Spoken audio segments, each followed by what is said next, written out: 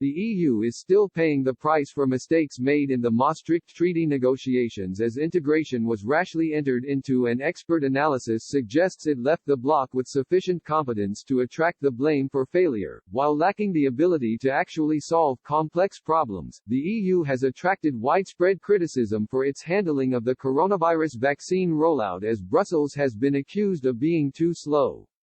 European Commission President Ursula von der Leyen even admitted that the EU is a tanker, compared to the UK's speedboat, when it comes to immunizations.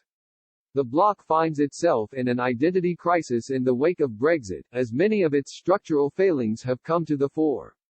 Even in the early days of the pandemic crisis, institutional squabbling threatened to destabilize the EU as states clashed over the so-called Coronavirus Recovery Fund. In the end, it was German Chancellor Angela Merkel and French President Emmanuel Macron who had to drag the bloc to its senses, as member states agreed on a €750 billion (£668 billion) sum to be used as loans and grants to the countries hit hardest by the virus.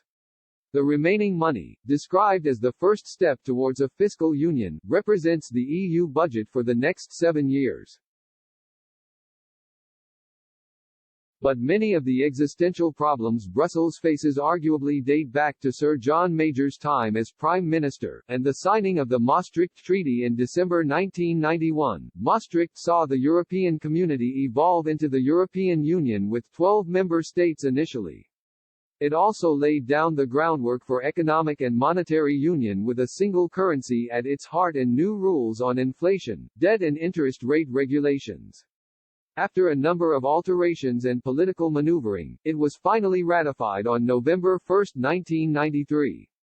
Its place in British history is well known, as Professor Anand Menon pointed out that Maastricht was both a triumph and disaster for Britain's place in the EU.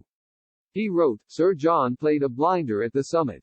He secured not only an opt-out of economic and monetary union, ensuring that it would be up to Britain whether or not to join the single currency, but also the removal of the social chapter from the body of the treaty itself. He also played a critical role in the creation of the pillar structure that maintained key policy areas such as defense policy and immigration separate. Britain emerged having secured exceptions from those bits off the treaty it most opposed. Yet Maastricht represented a turning point in our relationship with European integration and contributed, albeit indirectly, to our decision to leave.